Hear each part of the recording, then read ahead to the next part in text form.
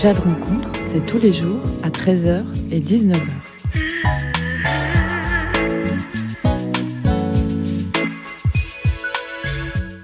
Bonjour à tous, vous écoutez Jade FM. Vous nous écoutez en vraie radio sur le 99.7 MHz en modulation de fréquence et sur www.jadefm.fr.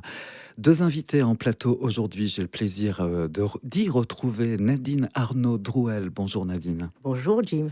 Vous êtes accompagnée d'Anne-Astrid Denevaux. Bonjour. Bonjour. Nous allons parler théâtre avec vous. Nous allons parler d'une association théâtrale, les Tréteaux de Pornic, qu'on commence à bien connaître dans la région. On en parlait en off il y a quelques minutes encore. Parce que ça y est, les Tréteaux de Pornic, en tout cas au niveau de notre territoire, on identifie, on sait ce que c'est, on sait qu'est-ce qu'on va y trouver. Comment est-ce que vous décririez cette association, les Tréteaux de Pornic ?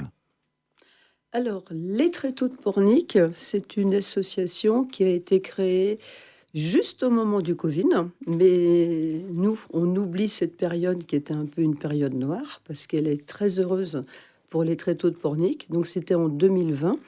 Notre premier spectacle, La Belle Hélène, a été lancé en 2021. Et dès le début, avec Nadine Arnaud-Drouel, qui est metteur en scène professionnelle, a décidé de monter une troupe. Et très rapidement, on s'est trouvé 12, 14, 15, 16 personnes. Et d'année en année, certains s'en vont, d'autres reviennent et sont très heureux de se joindre à la troupe. 16 personnes actuellement, 16 comédiens. 16 en ce moment, oui. Donc 16 personnes qui peuvent monter sur scène, ou qui montent sur scène en tout cas. Qui montent sur scène, et dans ce spectacle, chacune des personnes a un vrai rôle, et on en parlera peut-être tout à l'heure, et peut développer sa personnalité en donnant toutes ses capacités au personnage que Nadine nous a attribué. 3 jeunes filles nues, c'est le titre de la pièce que vous vous apprêtez à jouer devant le public. C'est une œuvre de 1925 d'un monsieur qui s'appelle Raoul Moretti, et que vous avez adaptée, Nadine. Oui, c'est une très belle pièce. Effectivement, c'est une pièce qui a 101 ans. 101 ans, oui. Et le titre, à l'époque, était quand même assez audacieux. 3 jeunes filles nues.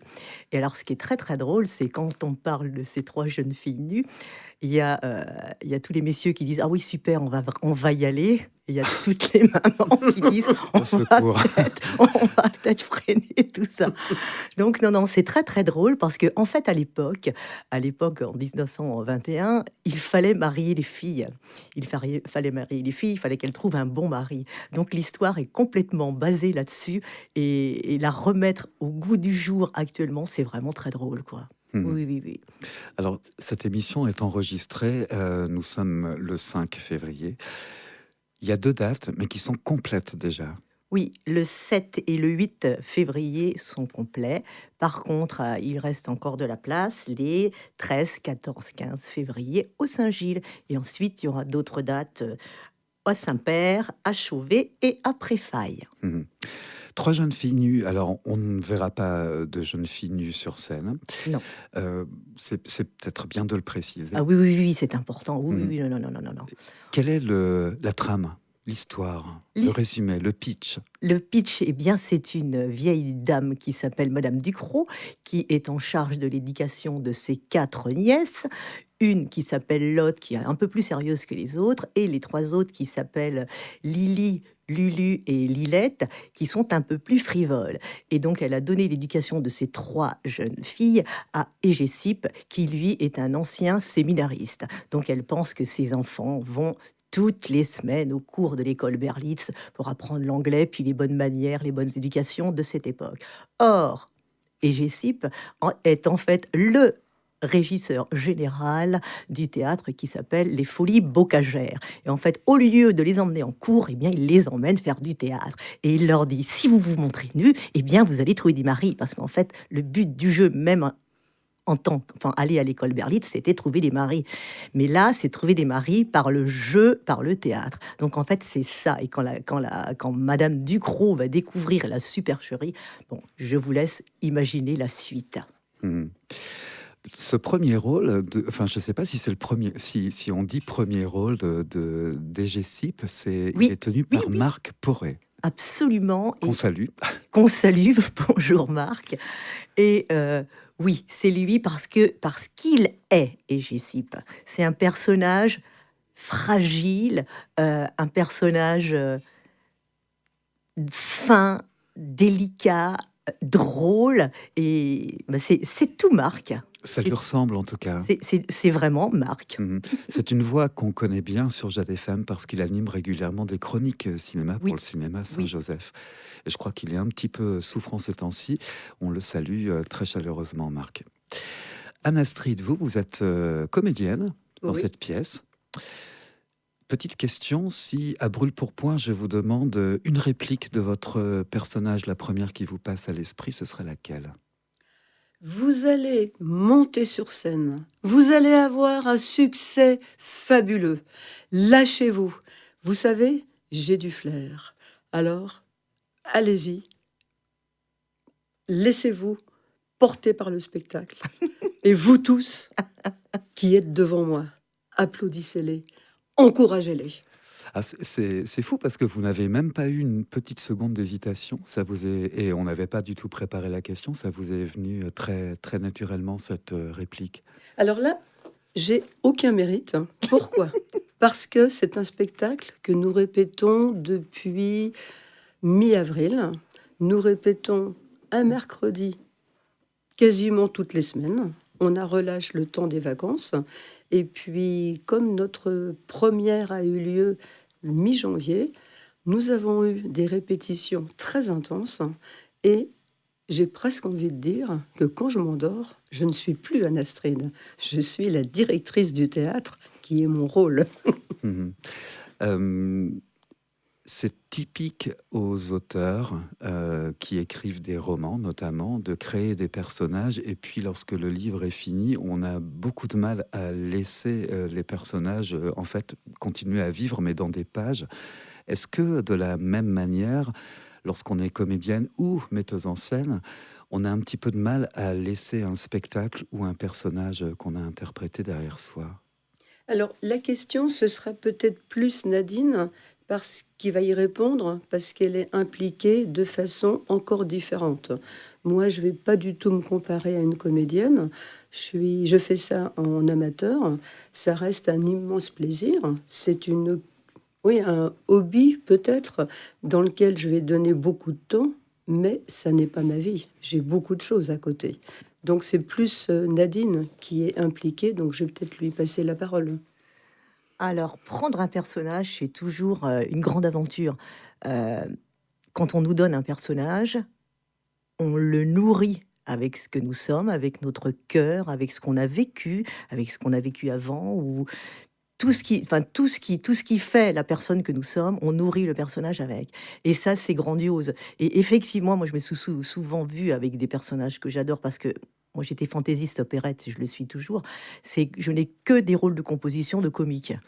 Donc je m'endors avec ça, je rigole avec ça, et comme les personnages, les répliques, il faut les apprendre et les apprendre, on doit les répéter 200, 300, 1000 fois, de façon à ce que les répliques sortent spontanément. Donc effectivement, c'est des personnages qui nous habitent un bon bout de temps, un bon bout de temps, et on s'endort avec, on se réveille avec, on chante avec, on est là avec eux tout le temps. Et puis le jour où c'est fini, eh bien, il y a toujours un grand vide le lendemain parce que c'est un personnage à qui on dit au revoir, mais on sait qu'on va le retrouver parce que souvent, c'est des rôles qu'on reprend. Et puis très souvent, bah, quand j'étais, moi, vraiment dans le milieu professionnel, eh bien, 15 jours après, j'avais déjà un autre personnage. Donc, paf, on oublie et puis on saute d'un personnage à l'autre. Et c'est ça qui est très rigolo. Mhm. Et si je peux me permettre, je rajouterais bien un tout petit détail. En fait, ce qui va être difficile pour nous, qui sommes acteurs dans la troupe, ça n'est pas de quitter le personnage, c'est de quitter la troupe quand on a joué le dernier spectacle. On sait qu'on va se retrouver, on sait qu'on va reprendre l'aventure sur une autre histoire, mais on a tellement été soudés, on a tellement travaillé ensemble que là, le dernier, c'est le samedi 14 mars, et là, on va vraiment avoir un Mhm. énorme coup de cœur, parce que C'est une aventure qui s'arrête. C'est vraiment une aventure humaine. C'est une aventure humaine. On est un groupe très soudé, très joyeux, c'est vraiment une belle équipe. Voilà. On entend souvent parler, on entend souvent le terme de famille lorsqu'on parle de troupe parce que il y a des petits voyages d'une ville à une autre, il y a de l'organisation, il y a les décors, il y a Oui. les costumes, etc. Il y a des liens qui se tissent, qui sont sûrement très forts. C'est vraiment des liens familiaux. Tout à fait, c'est exactement ça. C'est très très fort. Et c'est vrai que quand on arrête un spectacle, eh bien tout le monde est un peu triste. Puis le lendemain, oh, ça me manque, ça me manque. Et puis, bon, alors ce qui est bien, c'est que là, on va l'arrêter. On va arrêter ce spectacle le 14 mars, mais on va le reprendre au mois d'août pour les arts vivants du château. Donc là, on est très contents. On salue Robert de Oui, Vauguet au merci. passage. Absolument. Vous parliez tout de suite de cette dernière date du 14 mars où vous allez jouer à Préfaille, à Oui. l'espace culturel. Il y a le 7 mars, c'est-à-dire une semaine plus tôt, mais ce sera à Chauvet. Ils sont différents, ces publics, Pornic, Chauvet, Préfaille, etc. Ouais, c'est différent. Tout à fait. Oui. Et d'ailleurs, c'est un petit peu la raison pour laquelle nous aimons changer de théâtre. Si nous le souhaitions, nous pourrions faire toute notre saison des 9 spectacles au Théâtre Saint-Gilles. Mais au démarrage, nous étions habitués à jouer 1 ou 2 fois dans des théâtres différents. Et cette idée de tourner sur différents théâtres, déjà on a l'impression de faire une tournée. Et puis, au niveau des spectateurs, certaines personnes ne vont pas aller dans un autre endroit. Ils sont habitués à avoir leur théâtre dans leur commune et ils privilégient les spectacles qui se jouent à cet endroit.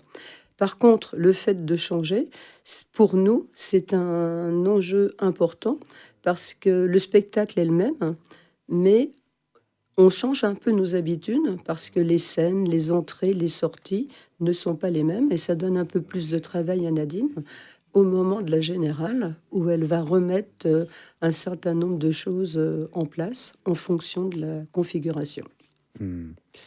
Nadine, vous parliez tout à l'heure de l'âge de cette pièce, 101 ans cette année. C'est une difficulté lorsqu'on adapte une pièce un siècle plus tard? Non, pas du tout. Parce Non. qu'en fait, on se rend compte que les choses n'ont pas tellement changé. Ça, c'est peut-être négatif, non? Non, non, Pas au niveau théâtral, mais au niveau sociétal, j'allais dire. Pas du tout. Et au contraire, je pense que c'est ça aussi. Les gens, ils aiment bien revenir en arrière. Parce que c'était quand même une culture... c'est bien français, tout ça. C'est une culture très française et très bon enfant. Et moi, je suis passionnée par ça, parce que c'est bon enfant, parce que c'est joyeux, parce qu'on ressort, on a le sourire et qu'on est content. C'est vraiment... Je pense que la sécurité sociale serait content de venir nous voir. C'est un très bon médicament. Elle devrait rendre le théâtre obligatoire. 15 jours de théâtre obligatoire. Vendredi 13, samedi 14 février, la Saint-Valentin, ce sera à 20h30 au Théâtre Saint-Gilles. Oui. Puis les 8 et 15 février, cette fois-ci, également au Théâtre Saint-Gilles. Vous Oui. avez donc 4 dates en Oui. plus de ces 2 qui sont complètes. Oui. Et puis, on vous retrouve à Chauvet et à Préfaille ensuite le 7 et 14 mars. Oui. Merci beaucoup à vous deux. Je recevais aujourd'hui Anne-Astrid Denevo et Nadine Arnaud-Drouel pour Les Tréteaux de Pornic. Aller au théâtre, ça fait du bien. Oui. Merci. Oui, Merci merci à vous, en tout beaucoup. cas. Merci beaucoup.